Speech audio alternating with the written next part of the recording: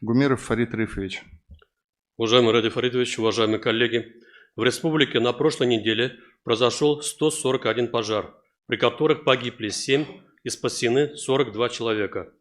23 сентября в Кушнаренковском районе срабатывание пожарного извещателя спасло жизнь 4 мужчин.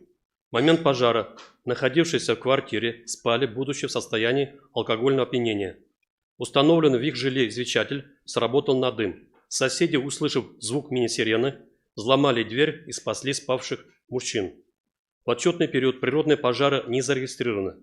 Происшествий на водных объектах не допущено. 24 сентября в Стерлитамаке при уборке строительного мусора в помещении, запланированном под магазин, произошло частичное обрушение межэтажного потолочного перекрытия между первым и вторым этажами на площади 30 квадратных метров.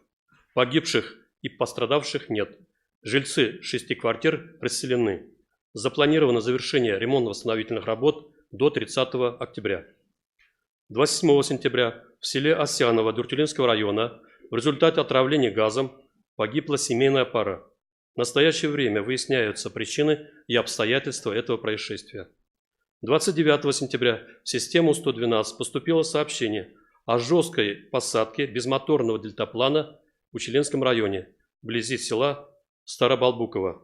На месте происшествия спасателями обнаружена пострадавшая, которая была передана бригаде скорой помощи.